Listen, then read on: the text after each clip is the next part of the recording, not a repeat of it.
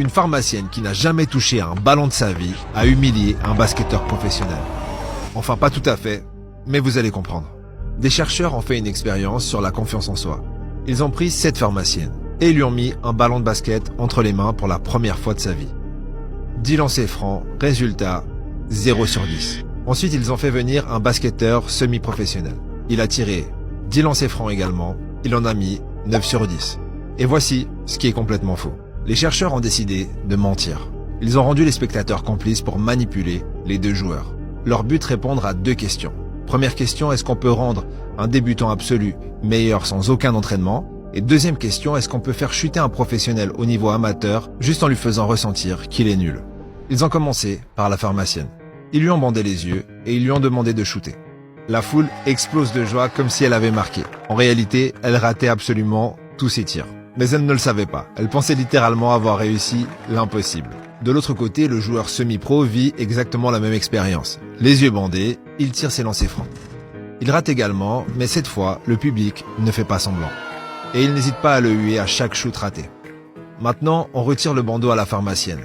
10 nouveaux lancers francs. Premier lancer, raté. Deuxième lancer, proche mais toujours pas dedans. Troisième lancer, ça entre. Lancer suivant, encore une fois, ça entre. Le sentiment d'avoir réussi les yeux bandés et le renforcement positif du public ont permis à cette femme qui n'avait jamais touché un ballon de sa vie de mettre 4 lancers francs sur 10.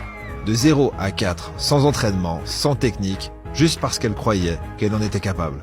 Mais le plus choquant, c'est pas ça.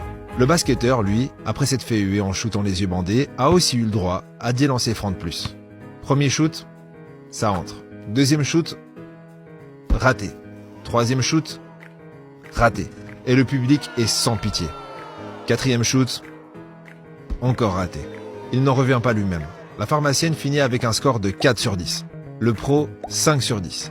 Ils étaient quasiment au même niveau. La confiance avait comblé le fossé et le découragement avait détruit des années d'expérience. Ces chercheurs venaient de prouver quelque chose de puissant. Le mauvais environnement détruit le talent. Et le bon état d'esprit compense la compétence. Maintenant, pense à ta vie. Combien de fois on t'a hué alors que tu marquais? Combien de fois on t'a fait croire que tu ratais alors que t'étais justement sur le bon chemin?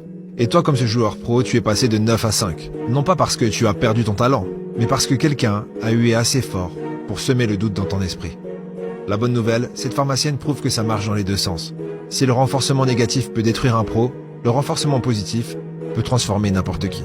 Si tu veux apprendre à reprogrammer ton subconscient pour annuler des années de renforcement négatif, clique sur le lien dans ma bio et accède à une leçon gratuite.